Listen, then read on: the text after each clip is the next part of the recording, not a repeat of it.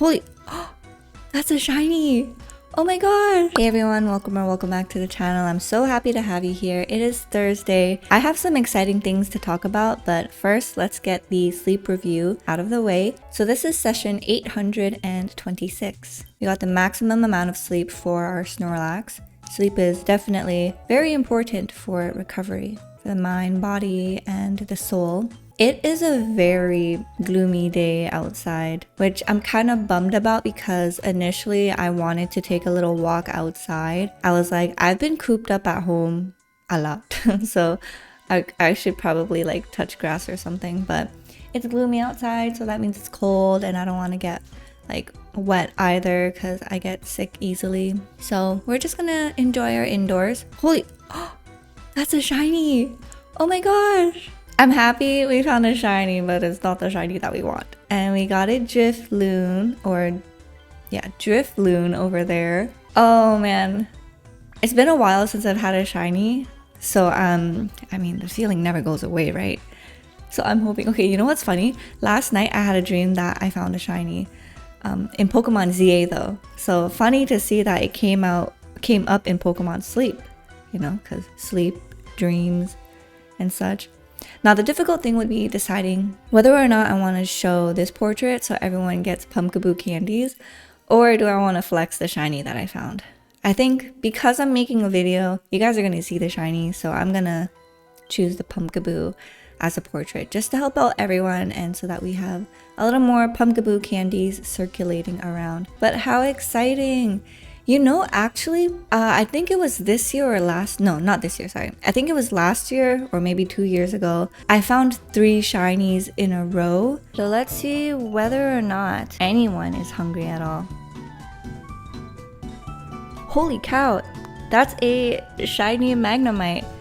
And I can't tell if that's a shiny Pikachu either, but that looks like a freaking shiny Pikachu. Oh my gosh, that's a shiny Bellsprout. Okay, let's see if they're all shiny. I think that's a freaking triple shinies, you guys. Okay, let's see. That's 1 shiny.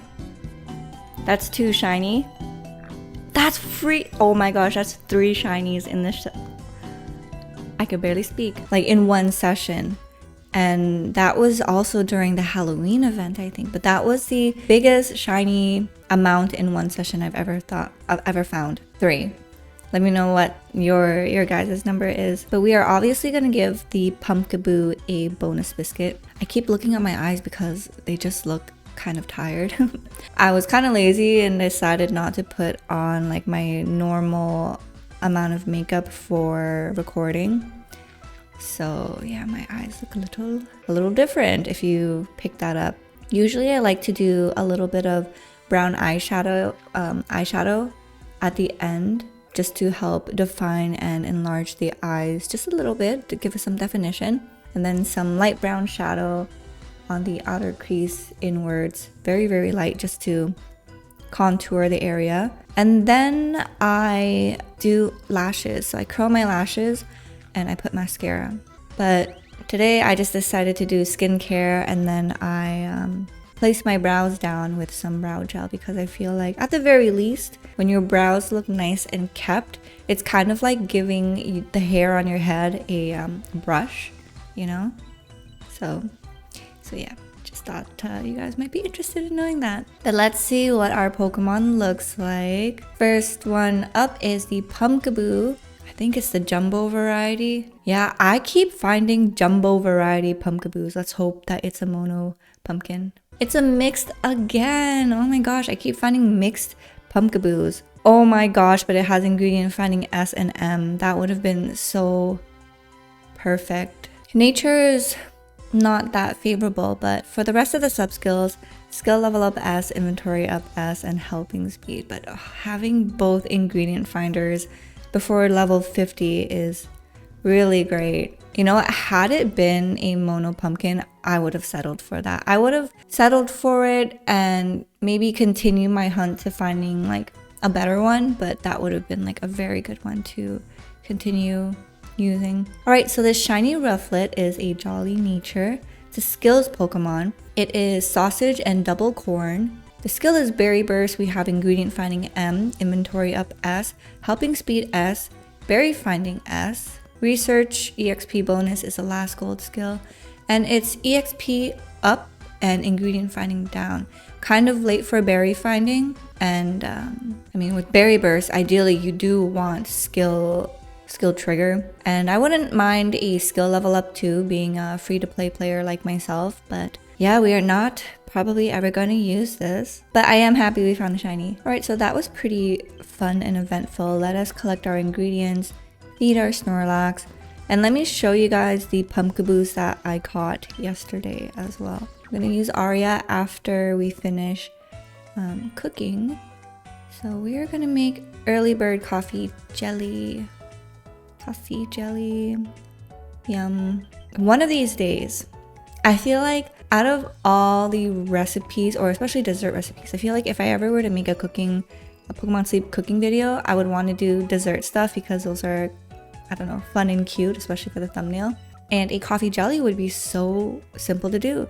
I don't have a container like that though, so there is that. But I mean, the coffee jelly I had in Japan was just so delicious. And then when you see coffee jelly in anime as well, so good. Let me show you guys the Pumpkaboos I caught yesterday.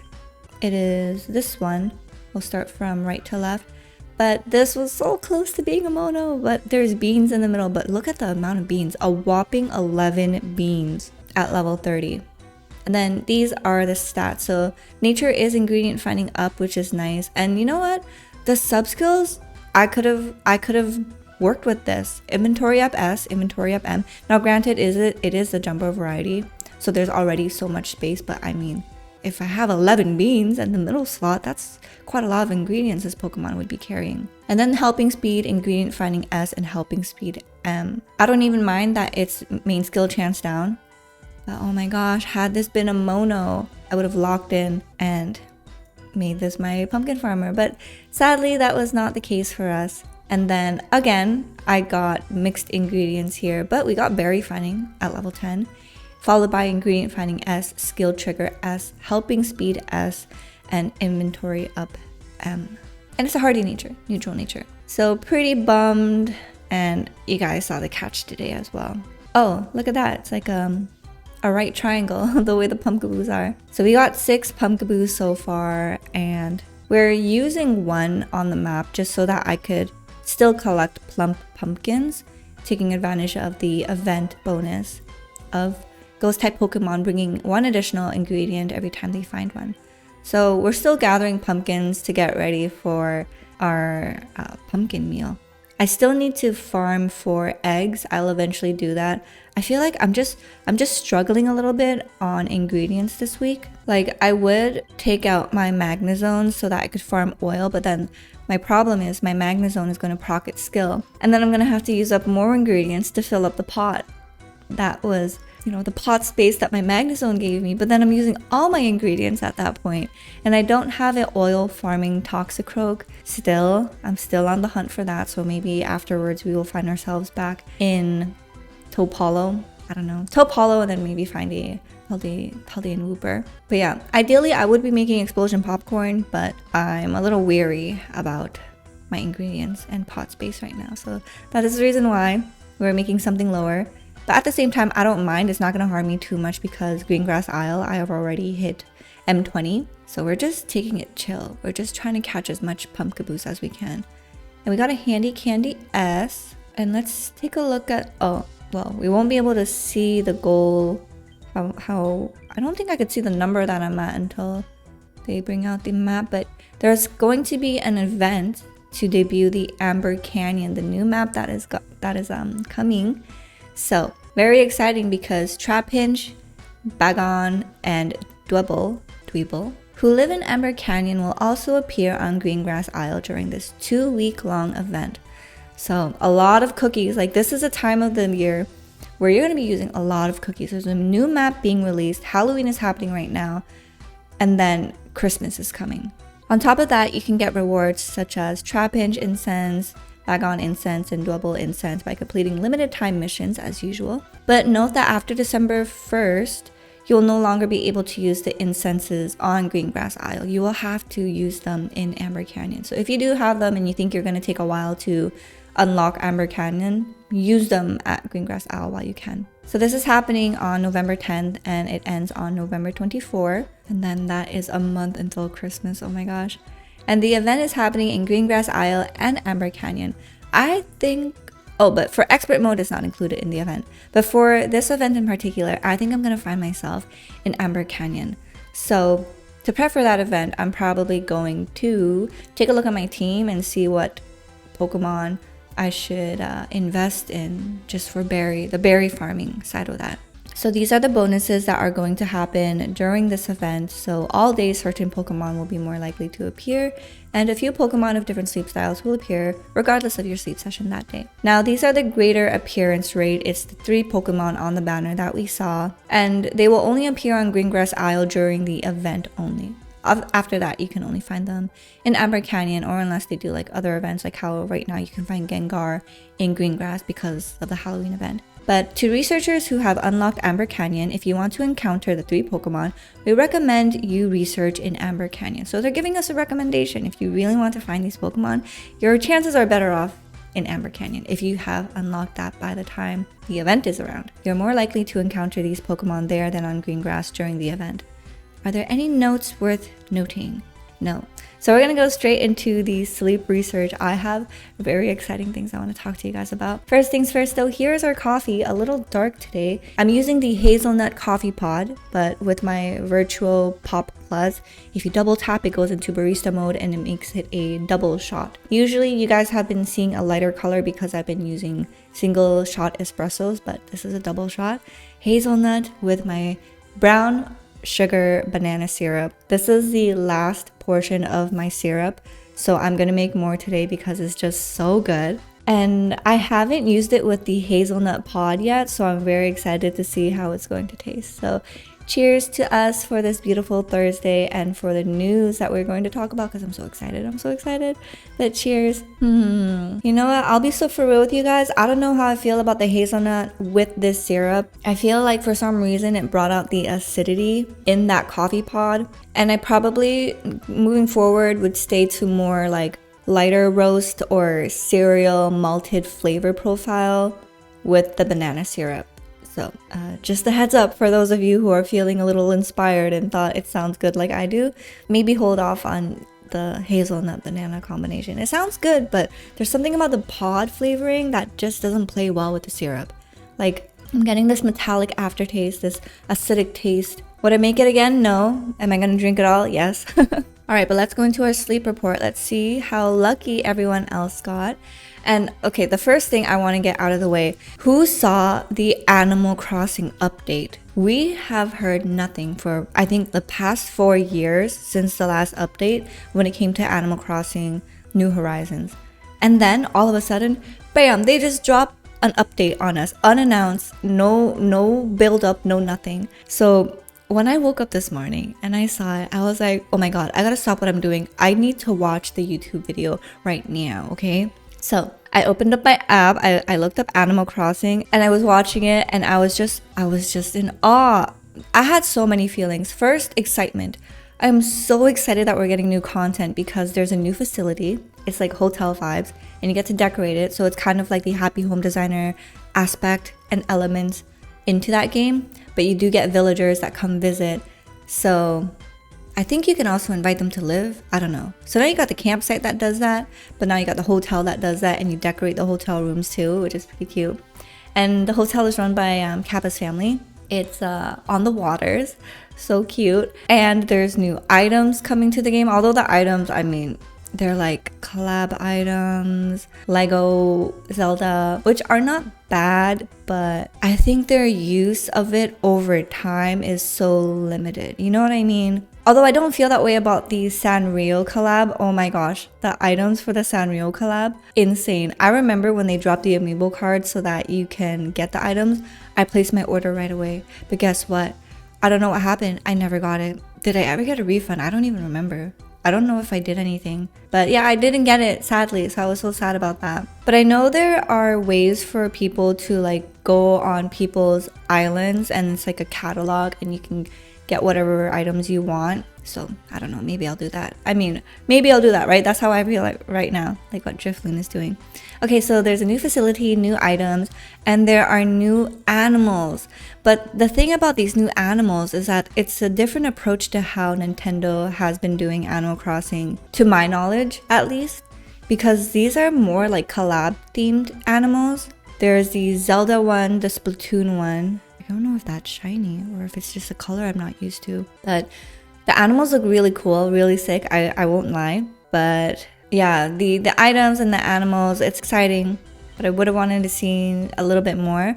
But then I tell myself, maybe they're holding off on showing us that because they're going to release a new game. But the thing is, with an update like this, which I think will be the last update, Chrissy, congrats on your shiny Shuppet!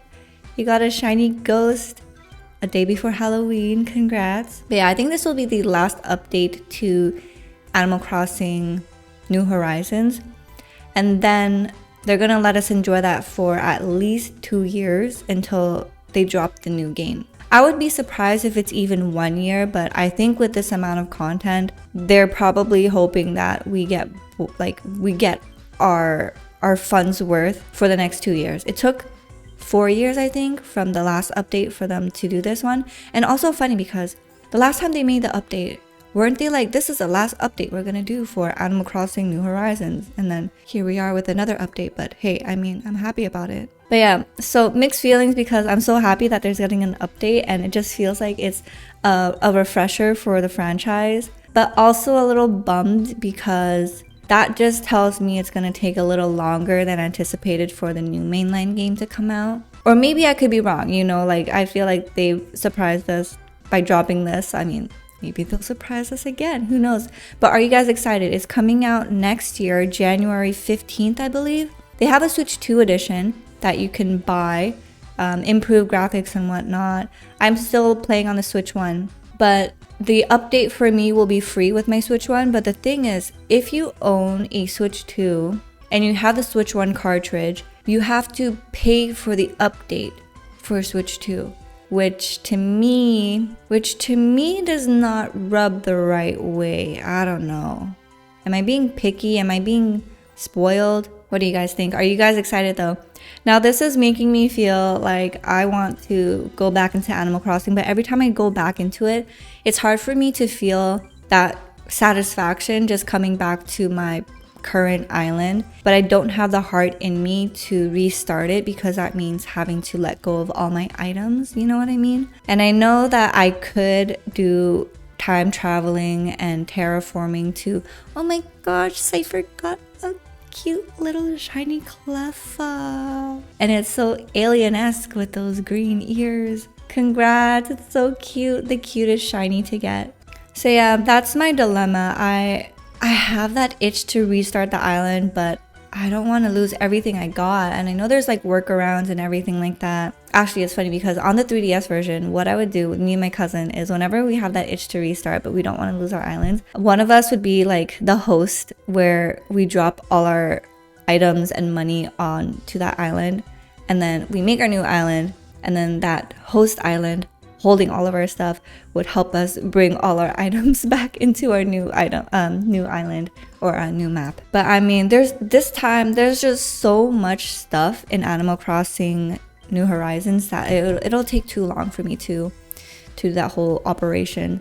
But I don't know, I think I'm just going to play on my existing island and then slowly try to transform this base. I'm not happy with how my island layout is. I tried to make it cuter. Like, some people are just so creative and their islands are so nice. And maybe it's just like, you know, comparison is a thief of joy, because when you're looking at everyone else's work and you're in awe, you're just like, wow, this is so beautiful. And then before you're looking at that and you're taking a look at your own island, you feel so happy and satisfied. But then it's the moment you see what other people are doing that you're like, dang, my island kind of sucks, you know?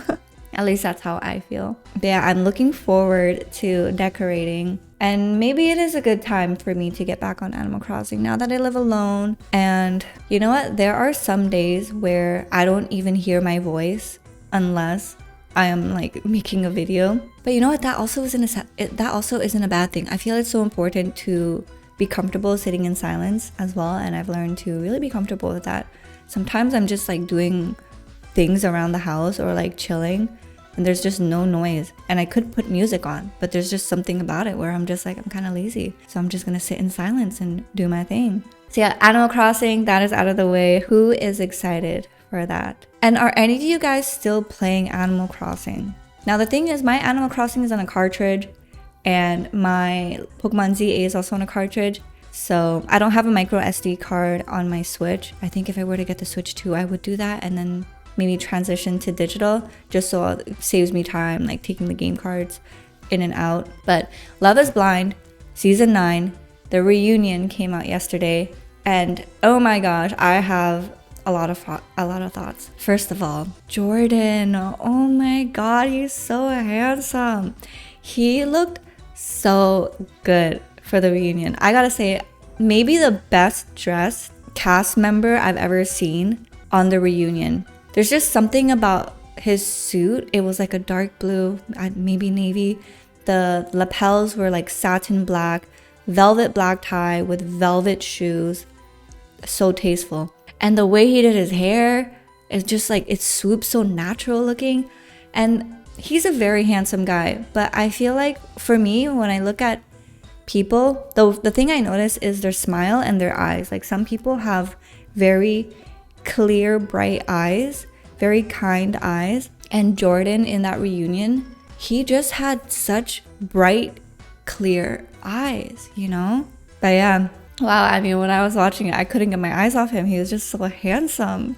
And I also think watching it too, I get the impression that he has a good head on his shoulder. He cares so much about his son. He takes accountability. He also makes sure the other guys are accountable when they're airing out their grievances on certain issues. And I appreciate that. Someone that can speak up in the group when they feel like something is not right. Because some people just like to maintain the status quo, and they're like, oh, you know, my friends, I can't say this and that. Yes, you can say this and that. You just choose not to say this and that. Okay, there's a clear difference. I wouldn't say I'm the most confrontational person, but I can get pretty vocal about things I notice when it's something that I don't agree with. But I've learned over the years to know my time and place to say it. But if it's something that's like really bad, I kind of had no problem to say it. So seeing that in an environment where it's men and there's a guy doing that is very refreshing, because I feel like a lot of times, at least with the guys that I've met sometimes in my life, they have this narrative that they run with where it's like, oh, girls are just so drama, you guys always have something going on. And I think that they mistaken talking it through as starting conflict. You know what I mean? I feel like some people, it's not just exclusive to men, but some people just in general mistaken communication as starting a fight. And it sucks to see when you hear people say or sum it down to a gendered group of like, oh, women always have so much drama because you guys always talk about this and that. And it's like, but at least we're talking to each other about it, right? Like we're airing our grievances. If we're not happy about something, like we're telling each other. And I'm just speaking from my experience, but I feel like the women in my life do that a lot better than the men I've encountered, where when these men hear about our dynamics, they would be like, wow, you guys have so much drama. Like there's just like so much to say. And then when you ask them about how they do it, they're like, no, we don't talk about it. Like there's no drama. We keep it to ourselves. And it's like, what do you mean you keep it to yourself? So you don't talk about your issues? You don't talk about how you make each other feel, and you just hold it all in? Like, that's not healthy. I mean, if you think that is healthy and you think you're doing yourself a favor, then like, no, you know? So anyways, all that to say, it was so refreshing to see Jordan speak up on certain things and make sure these men are accountable. I've also seen that with Bo in Vanderpump Rules, when Tom said something so nasty to Katie, and then Bo was like, I'm not gonna stand here and let you talk to your wife like that, because that is disgusting behavior. And I saw that and I'm like, oh my gosh, that's so hot. And then another instance where someone was being mean to his then girlfriend Stassi. They're married now, but someone was being very mean to Bo's girlfriend Stassi. So Bo went up to the man and told him off and was like, you were so mean. I want you to apologize to Stassi.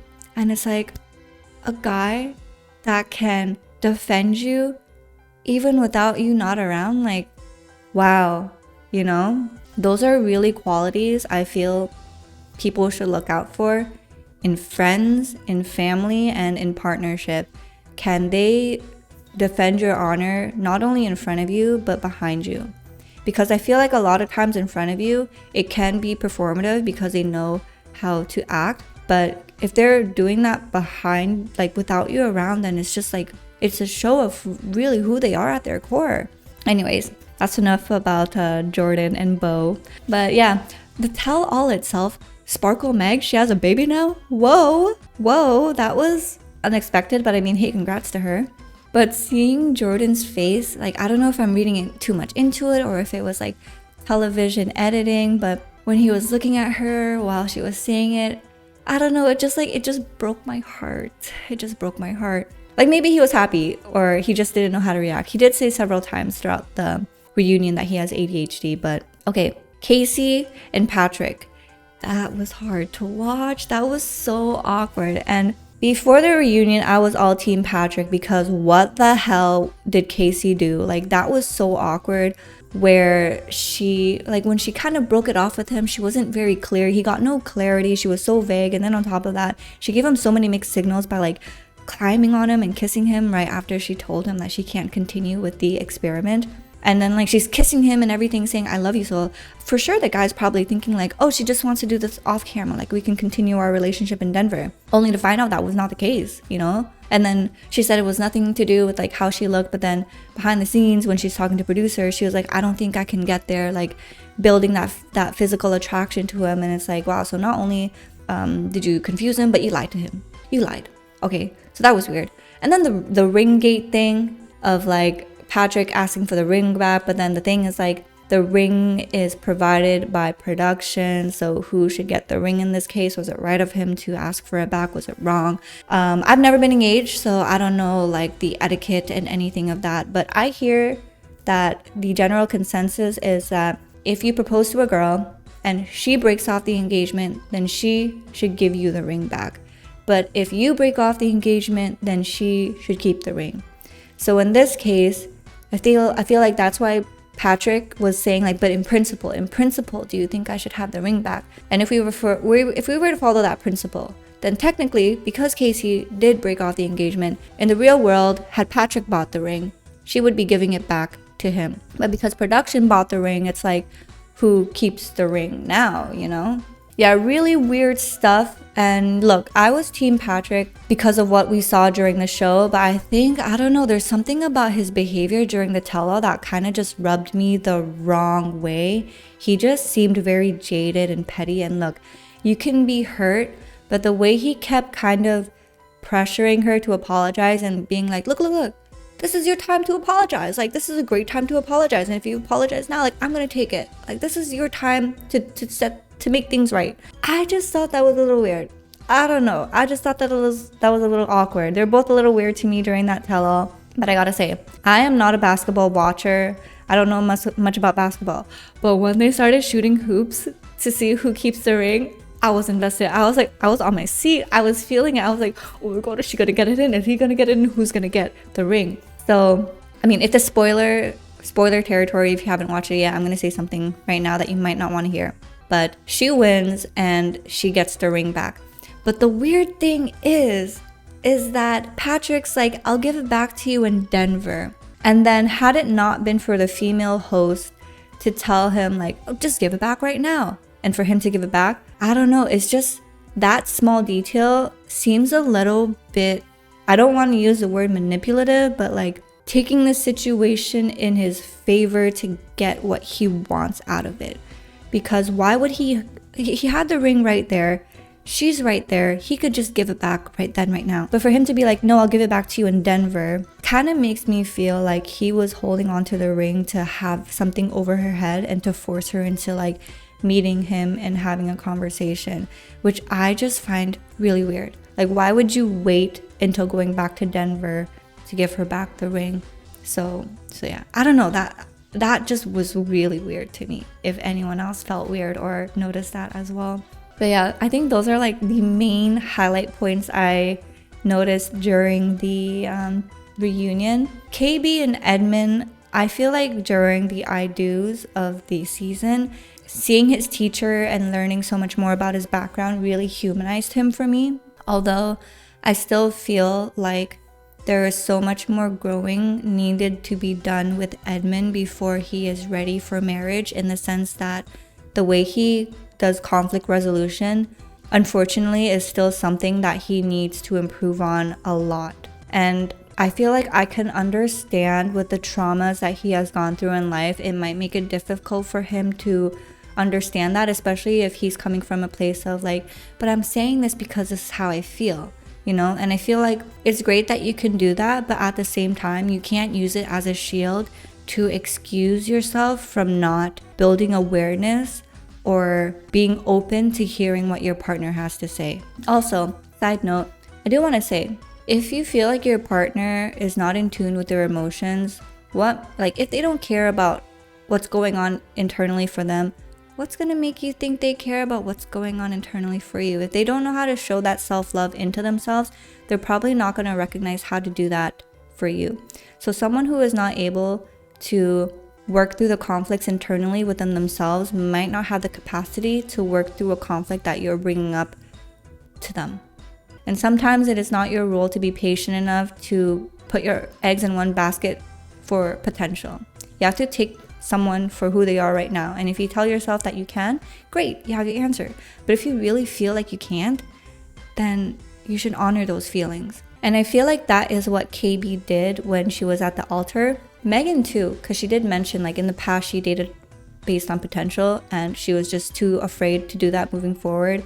And I get it. Like, life is too short sometimes. And I mean, it's no different when you're hiring, right? Like, my profession is that I'm a recruiter, and a lot of times managers are too afraid to take the risk of hiring someone based on potential, because right now they need someone to perform. Right now they need to see the results. But there are moments where work is a little slower or they have the room to take someone based on potential. But it's not a lot, and it's totally fair for people to not want that, you know? So I don't think we should fault people when this shows up in other aspects of our lives that we don't give a second thought to, you know what I mean? But yeah, Love is Blind. And then another thing, great news for the reality TV people that love watching stuff like this. Selling Sunset, the new season of Selling Sunset is out, and I'm so excited because I saw this like 2 weeks ago, I think, that they announced that a new season's coming out, and I was so excited, but then I completely forgot. So my surprise when I ended stream yesterday and then I saw that the new season was out when I opened Netflix, and I was like, thank you. I'm so excited. So this weekend is going to be so cozy for me. I'm going to have so much fun. Usually with Selling Sunset, I binge that in like a day, but I'm going to try to control myself. So I'm very excited for later today when I have the free time. I'm going to make my banana syrup. I'm going to play a little bit of Pokemon ZA, do my side missions, and catch some Pokemon. I'm probably going to play some Stardew Valley and then enjoy some... My throat is like scratchy. I woke up this morning. It just felt dry. But yeah, I'm probably going to end my day with Selling Sunset. And I can't get this thing out of my throat, so sorry for the rest of the video if I sound a little weird, but I hope you guys enjoyed today's Thursday ramble. If you guys can relate to anything that I said or have anything that you want to add on, please write it in the comment section. I love interacting with you guys there. Join us in the Discord if you want a nice cozy community where you can trade, show off your Pokemon, or like talk about random things. We share recipes, and I think there's a reality TV section there too in the chat in one of the channels. No stream today, but I am streaming tomorrow on Halloween at 5 p.m. EST. So look forward to that. I hope to see you guys there. I'm not dressing up because I don't have a costume, but I will try to like wear something a little different. I don't know. Maybe just appear a little nicer on camera. Nothing too spooky because I don't have a costume. I was trying to look for my cat ears that I had last time, but I don't know where they are. I think they got lost during the move. There were some things that I noticed that got lost during the move, which kind of sucks. So I'm kind of sad about that. Check out all my social media. Don't forget to like, comment, subscribe. Become a member if you would like. And I will see you guys in the next video. So until then, take care, good luck, and have fun. Bye.